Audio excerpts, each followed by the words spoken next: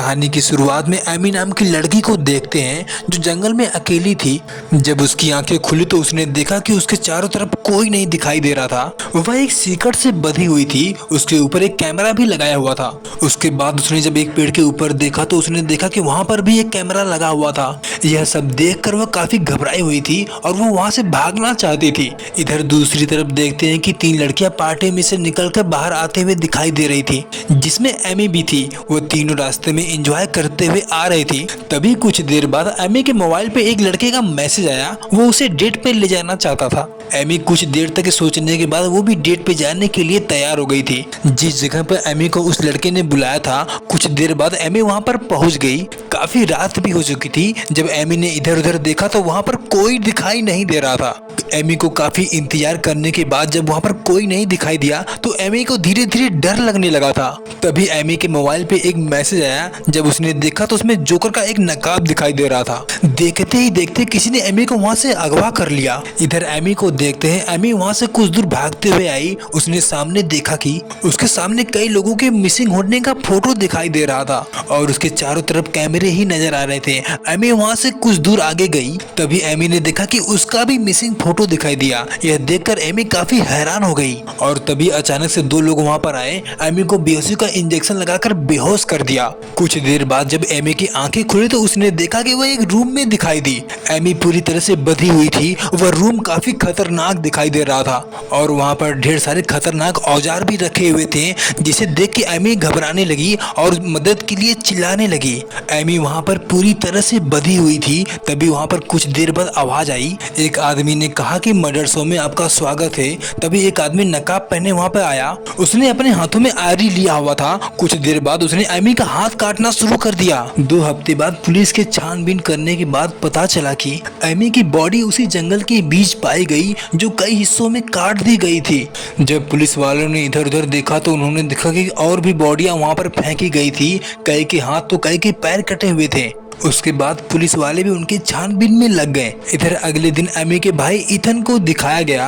किसी के मर्डर के सिलसिले में वह एक पॉडकास्ट कर रहा था। तभी एमी की फ्रेंड हेमा का फोन गया इथन के पास। हेमा ने जब इथन से बताया कि एमी की मौत हो चुकी है, यह खबर सुनते ही इथन हेमा से मिलने के लिए तुरंत वहाँ से निकल गया। जब इथन हेमा के पास पहुंचा तो वहाँ पर क्लेयर भी थी। उन दोनों से मिलने के बाद उसके बाद इथन हेमा से एमी के बारे में धीरे धीरे जानकारी इकट्ठा करने लगा। कुछ देर तक उन दोनों से बातें करने के बाद उसके बाद वह एमी के कमरे के अंदर गया। उसने देखा कि एमी का सारा सामान बिखरा हुआ था और तभी अचानक से इथन की नजर दीवार पर गई। उसने देखा कि उस पर कुछ कोड लिखे हुए थे। उसके बाद उसने अपना जल्दी से फोन निकाला और उसका फोटो खींच लिया। कुछ देर के लिए इथन वहीं पे सो गया था। कुछ देर बाद उसे सपने में जैसे लगा कि एमी को कोई चाकू से मार रहा है। तभी अचानक से उसकी आंखें खुल गई। उसने जब फोन की तरफ देखा तो उसने देखा कि जैसे उसका फोन किसी ने हैक कर लिया हो। इथन वहां से अपनी कार लेकर सीधा घर की तरफ चल दिया। रास्ते में आते हुए वही नकाब पहने हुए लड़की दिखाई दी। जब उसने पीछे देखा तो अचानक से वह गायब हो गई। इथन जब घर के अंदर गया वह कुछ कर रहा था। तभी अचानक से उसने देखा कि वही लड़की बाहर खड़ी हुई दिखाई दी। वह जल्दी से भागते हुए बाहर की ओर गया। उसने उसके बाद इधर उधर देखा तो फिर से वह गायब हो चुकी थी।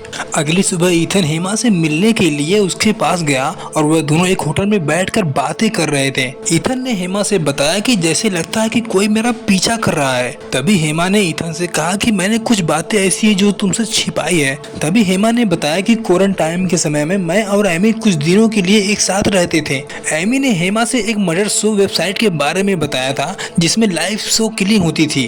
वे लोग उस वेबसाइट पे लाइव शो किलिंग दिखाकर पैसे कमाने का जरिया बना लिया था, लेकिन लोगों को लगता था कि बस ये एक मजाक है। असल में किसी को नहीं पता था कि वह एक हकीकत हो रहा है। एक दिन एमी के मोबाइल पे भी उसी वेबसाइट से मैसेज आया था। एमी ने भी उस शो को देखने के लिए एक लड़की का नाखून निकालने के लिए कहा, लेकिन पता चला कि उस लड़की का उन लोगों ने गला ही काट दिया और उसके कुछ ही दिन बाद एमी भी गायब हो गई। कुछ देर बाद जब इथन उस मर्डर शो के वेबसाइट पे गया उसने भी वही कोड देखा जो एमी के घर की दीवार पर लगा हुआ था। तभी इथन के मोबाइल पे एक टेक्स्ट मैसेज आया जिसमें कोई नंबर शो ही नहीं कर रहा था। तभी अचानक से उसी नकाब का फोटो आया। देखते ही देखते उन दोनों की तस्वीर मोबाइल में दिखने लगी वो दोनों ये देखते ही हैरान हो गए और जल्दी से भागकर बाहर की ओर गए, लेकिन वहाँ पे कोई दिखाई नहीं दिया। कुछ देर बाद ईथन हेमा के साथ अपने दोस्त के पास पहुंचा जिसका नाम मैट था। मैट भी एक खतरनाक हैकर था। ईथन उन लोगों के बारे में जानना चाहता था कि वह किस जगह पर रहते हैं। कुछ देर बाद जब मैट उनके वेबसाइट पर गया तो उसमें एक वीडियो था।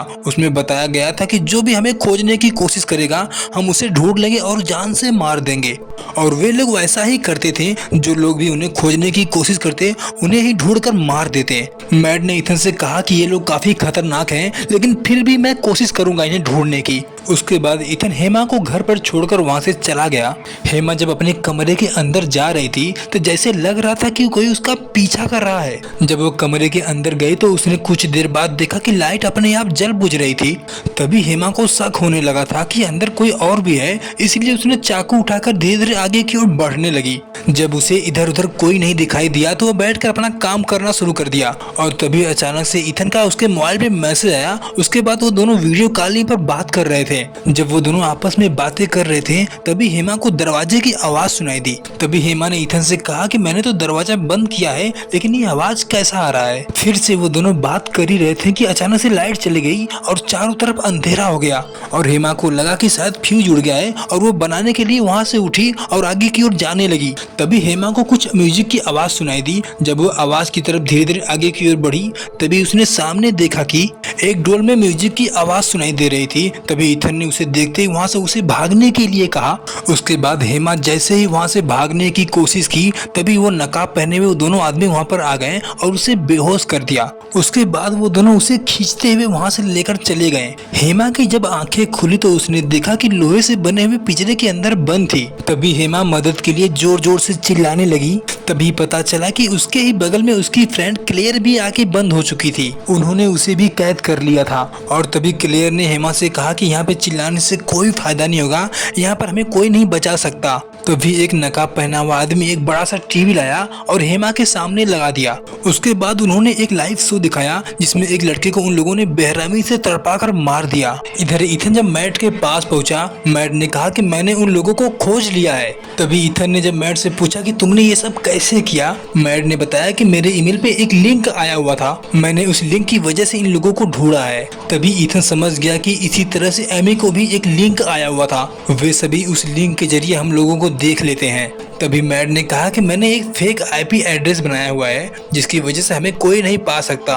तभी ईथन की नज़र उसके कैमरे पे गई। वे लोग उस कैमरे की वजह से आसानी से उन्हें देख पा रहे थे।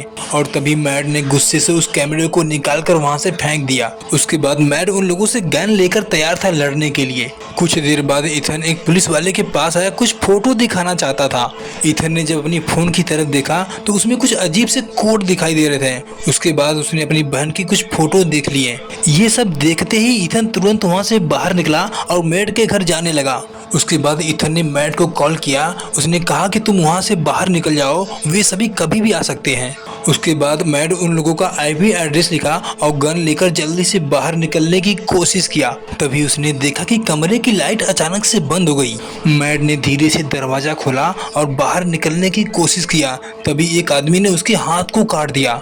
उसके बाद मैट अपनी जिंदगी की भीख उनसे मांगता रहा, लेकिन उन लोगों ने उसे गोली मारकर वहां से चल दिए। जब ईथन वहां पर पहुंचा तो काफी देर हो चुकी थी। उसके बाद ईथन ने जल्दी से उसके जेब से एक आईपी एड्रेस निकाला। ईथन ने अपने मोबाइल से उनका एड्रेस निकाला और उसके बाद अपने फोन को फेंक दिया। जब ईथन उनके लोकेशन के पास पहुंचा तो उसने देखा कि वे लोग एक बड़ी सी गाड़ी के अंदर अपना लाइव शो दिखा रहे थे।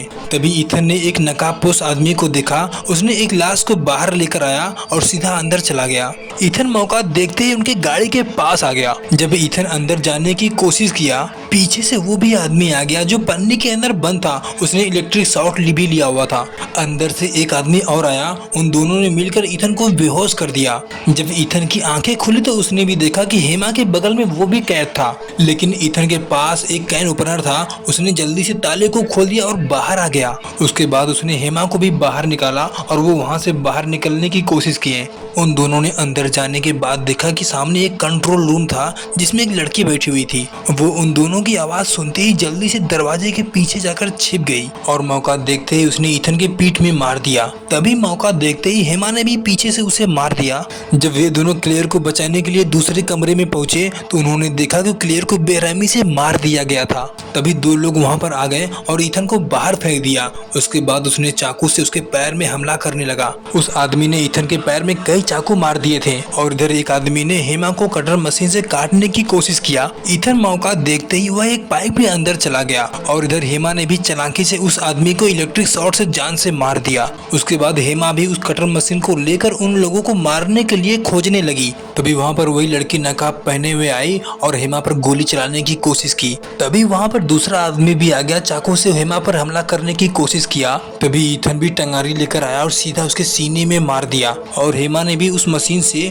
उसके सर को काट दिया। ये सब देखते ही वो लड़की वहाँ से बाहर भाग निकली। वो दोनों उसे पकड़ने के लिए जब बाहर आए उन्होंने देखा कि वो गाड़ी लेके काफी दूर जा चुकी थी। कुछ दिन बाद देखते हैं कि ईथन एक कुर्सी पे बैठा हुआ था और कई लोग उससे ऑटोग्राफ लेकर जा रहे थे। उसमें कई लोग नकाब भी पहने हुए थे। उन्होंने कहा कि हम तुम्हारे बहुत बड़े फैन हैं। अगली रात ईथन जब कूड़ा फेंकने के लिए बाहर आया तभी उसने सामने देखा कि एक कागज पे उसका मिसिंग फोटो दिखाई दिया। तभी उसे किसी ने इंजेक्शन मार दिया जिसकी वजह से वह बेहोश हो गया। जब उसकी आंखें खुली तो उसने देखा कि वह एक शिकड़ से बंधा हुआ था और उसके सामने लोग ढेर सारे नकाब पहने हुए खड़े थे जो उसकी बोली लगा रहे थे और उसमें से एक लड़की ने $10,000 में उसे खरीद लिया था। वीडियो अच्छी लगे तो लाइक करें, सब्सक्राइब करें।